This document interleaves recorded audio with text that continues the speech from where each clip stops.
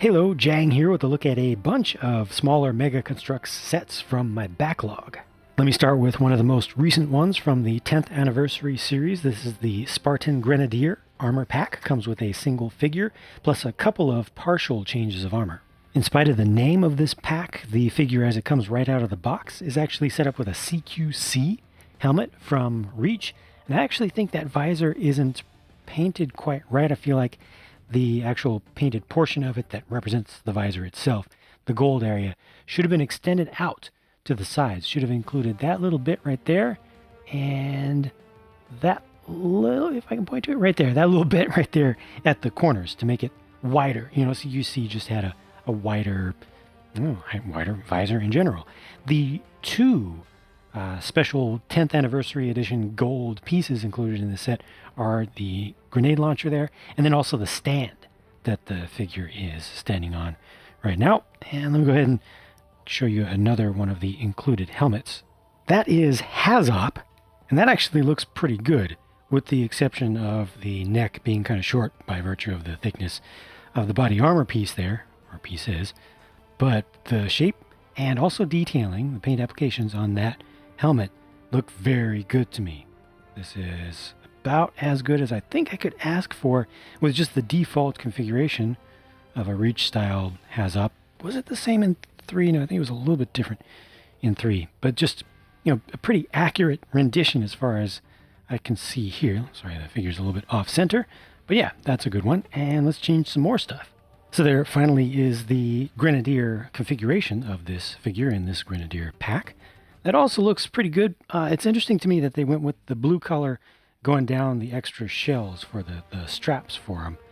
Makes the whole thing, to me, look, with that much emphasis on the blue, makes it look like something from the old Target exclusive blue series of figures and sets that they used to do, you know, just minimizing the extra colors added on. And it works for me, you know, especially as a collectible figure. I think it works out okay. The paint applications on the helmet there aren't the best, but they're not terrible, you know, just not all that crisp around the edges and all. But you also get the different, the asymmetrical shoulder armor set up here. So those are options that you can switch in as you like. And overall, I'm pretty satisfied with this pack. I like the options that it provides.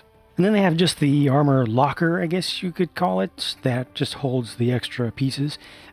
Incidentally, the shoulder armor holders don't work very well. They will fall off. So if you close this up and shake it around, don't have it upright like this, it's not going to hold those in place. I wish they had done those a little bit better, but you know, this is just something that you can use for a little bit of extra detail for a display on the side. So I think it looks pretty respectable and kind of looks like it goes with the Halo 5 graphical style. Lots of different places where you can hook things up there.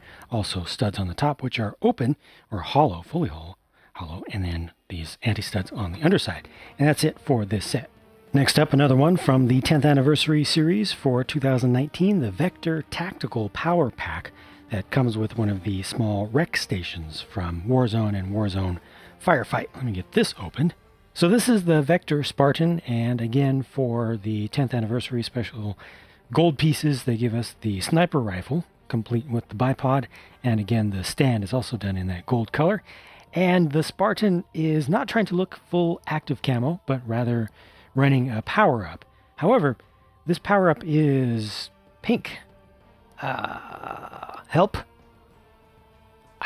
I'm drawing a blank. I don't know what pink is supposed to represent. Is that just something that Mega came up with? Just they made up? Because, you know, they covered the 4 official colors of power-up Rex. But what is pink? I just don't know. I don't know what the pink is. I don't mind it. I don't mind them adding another color to the scheme, and we're going to see another color still. But yeah, I think it looks okay, you know, for a collectible thing. Just probably won't fit too well into, you know, set up little battle scenarios unless you're just using your imagination. Unless there's something that I'm completely just spacing out on. I don't know. I last played Warzone Firefight like a couple days ago, and I don't feel like I've forgotten about a pink power-up. Anyway, they do give the rec station here with the corresponding pink color there. Of course, the rec station isn't going to actually change in game, so definitely there is some creative license being taken, and I'm perfectly fine with that. Just adds some variety. I don't like the big old made in China print being so close to the front because you can see it from, some front quarter angles. But this does open up, and there are a couple of very nice special weapons that they've included with the special skins that are printed up pretty nicely. The auto rifle has the Vengeance skin and also has the attachable optional energy bayonet and a scope. So you can take either of those off if you want. And then the lovely looking Magnum up there, taking the World War II style, which just looks really good. Once again, that's the shark tooth grin skin for it. And it just looks pretty fantastic. So I always like these. Well, basically I always like any kind of paint application on weapons, but these are done very well. The Rocket Boost Power Pack has been in my backlog for the longest time, so probably most of the folks who are interested in this have already seen it, so I'll go through it fairly quickly. So this is a Pathfinder Spartan with the female body type underneath and the strange colored glow of orange this time. So this was the earlier one that came out that had the color that didn't make sense to me, at least. Again, unless I'm just completely missing something obvious. But again, I don't mind it, even if it is just made up. What's coolest here by far is the Spanker Prime rocket launcher with the nice paint applications and prints and everything on it. Not the perfect alignment of everything with the applications of the paint there, with the masks and the stamps and whatever techniques that they use to apply that. Missing a little bit of silver around the back of the barrels, but still it's the Spanker Prime, and it looks really cool. The Rec Station has the matching orange for its little hollow banner across the top. Once again, made in China across the side, which is just a little bit too obvious. I wish it was like back here or something would have been better. And then this set also came with a couple of special weapons. First up, this DMR has the blue steel skin and also an attachable scope up on top with the NATO rail that they've got set up there. That actually works pretty well. And then at the end of it, they've got a suppressor on the barrel, and it's a very embarrassing looking suppressor because it's huge in diameter. I do not like that suppressor piece that they came out with. I don't like it on any of the weapons that they attach it to.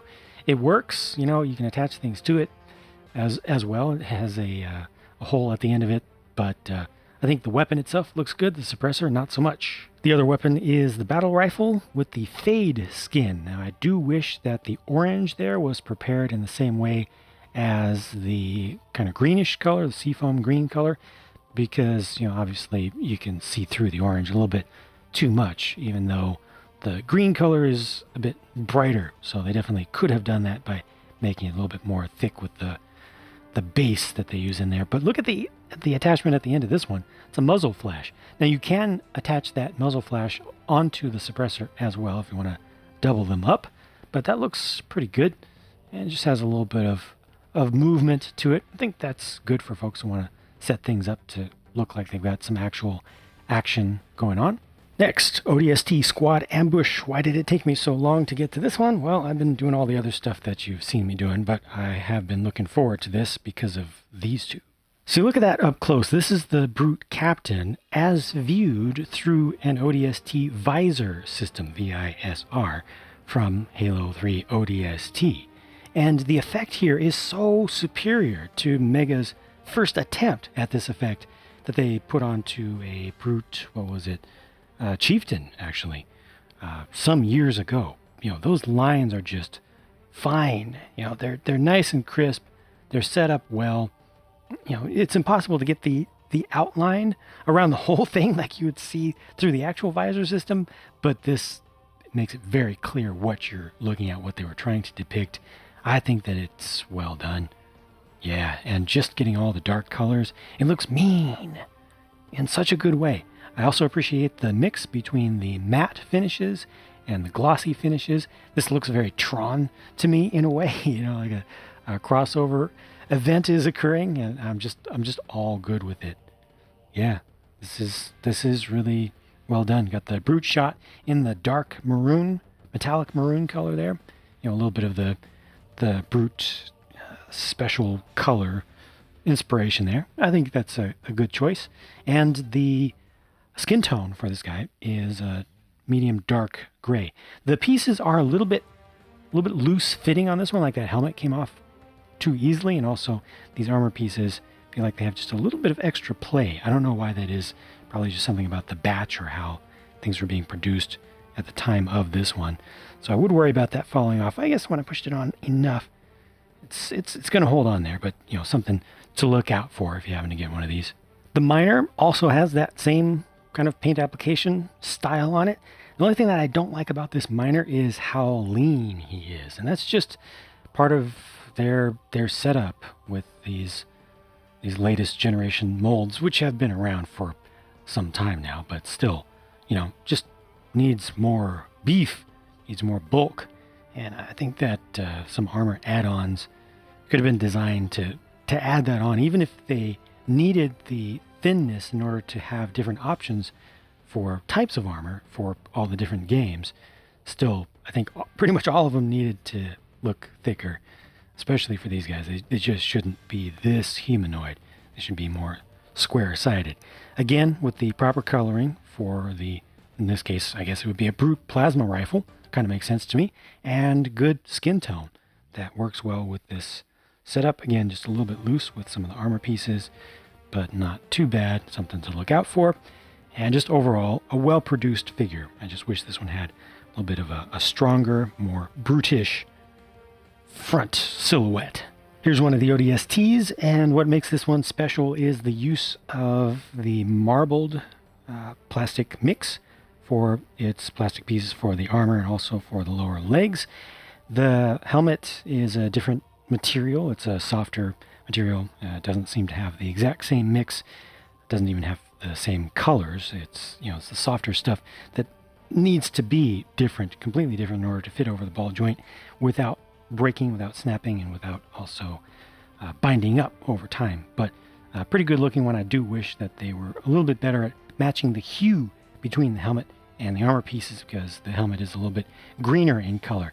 This one has the accessorizable SMG, which is nice in theory. You can put different scopes on it, but it has that funky big old suppressor that is just, I don't know, I would be embarrassed, honestly, if I was in game, if I was, in universe, and I showed up to my fire team with a suppressor like that. I feel like I would just be laughed at. I'd be laughed out of the game with it, Firefight would be going on, and people would just be sending me insults.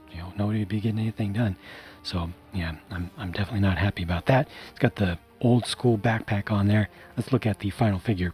And this one is more deluxe. The paint applications on the front of the armor there are a little bit asymmetrical. That's not intentional. Those look like they're probably done by hand, so you will see some variation. That's what it looks like to me, or possibly that was some touch-up work.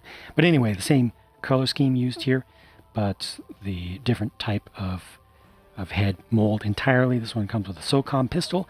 I almost feel like no hero units or hero style units should come with just a pistol. I think that anytime a pistol is included with a figure, it should also include a larger weapon as well.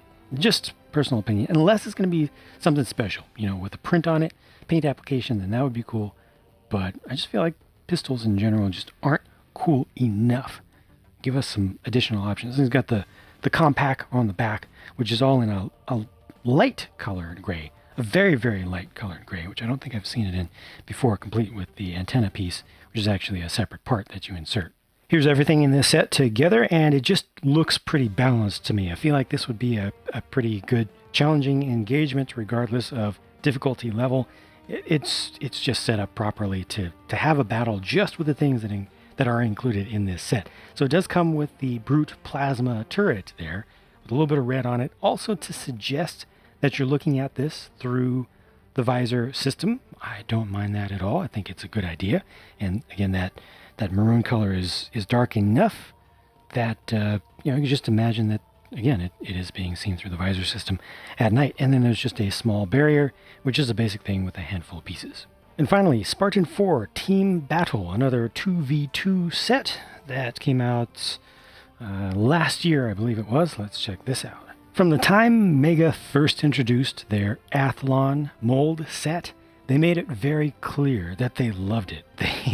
They put it in a bunch of sets, made it in a bunch of different colors, but I do believe this was the first time and possibly to date the only time that they did it in this particular color. The really metallic, almost olive kind of color that works especially well for Spartan 2s. Of course, here he's a Spartan 4, but it's all good. You know, we can spread the love around. I really like the weapon on this one. It doesn't have any special paint applications, but it's a DMR, and I love DMRs. Has a scope on a NATO rail, which you can take off, and it also has the muzzle flash, plus an additional piece at the end, at the tip, to extend that muzzle flash out. Just shows you the versatility of the little system that they have for end of barrel attachments. You could also put just that little cone of flame onto the barrel just by itself if you want to. But yeah, that looks pretty good. The figure itself overall looks okay. There's not very much contrast between the visor and the helmet, just the way that turned out. Maybe it should have been a little bit brighter or a lot darker. One of the two. I don't know. Still a decent looking figure for something that's not trying to be a special character, you know, not trying to be a named character or anything. I think it's fine. I just wish there was a little bit more color definition in the helmet. Also, a black outline around the visor would have helped us, you know, definitely always would have helped. The other Spartan here is set up with the vector set for the helmet and also the body armor there. That looks pretty good. Has the exact same color scheme. The visor needed to be printed or painted just a little bit lower because as you look at it from the front and also from underneath, you can see it, you know, it just cuts off a little bit prematurely, but it looks pretty good from most normal angles that us regular humans would be looking at it. And this one comes with a kind of beige colored Hydra PTSD flashbacks to earlier today playing Legendary Halo 5 with some teammates on the the space elevator. One of the Promethean soldiers got a hold of one of our Hydras and was a pain and kept killing us off. And the Hydras do so little damage to soldiers on Legendary, but I still love that weapon, and especially like it in Warzone or Team Slayer, Big Team Slayer, well, pretty much anywhere except for campaign on Legendary. 2 elites are included, and they are both Rangers, so I'm only going to show you one of them, but I have given that one both of their weapons. You got the Storm Rifle over here, and then the Covenant Carbine, both of them in the medium bright, not the brightest, but the medium bright colored silver color, which really does not look that good. It looks very toyish and kind of a prototypey sort of look, so not that great. But the figures themselves look fine. The figures are identical. No paint applications or anything around the back, but they do have the 2 applications on the helmet. So that actually works out pretty well. Even though it's not the most crisp in how it's done, still it looks pretty good, and I need to adjust my focus so that you can see that. Well, there we go. You can see it from the front. Yeah, and I like these units. Also included are clear stands to get those elites up off the ground, and that is always appreciated. Anytime they offer up something like that, you know, just in an existing set, I think that pretty much everybody likes to have those just as options, you know, for different ways to display your figures. And if you like, you can use those with the Spartans as well. You know, they're fully interchangeable. They just use the holes that are on the backs of all of these figures. And then you have just a little small barrier here and a little storage bin, which doesn't actually hold anything, although you can open that up. You can open up the flap and put some grenades in there or something if you have them, or very small weapons will also fit. But for the most part, it's intended to just be a little static piece of the terrain display. That's it for my look at these sets. Thank you very much for watching. Sorry for taking so long to get to these, but I used to do 300 to 400 videos a year, and now it's even more, so it becomes a little bit tough to stay on top of things sometimes, and some stuff does fall through the cracks. But I got these, I showed them, I'm happy to have them in my collection, and I'll talk to you again soon.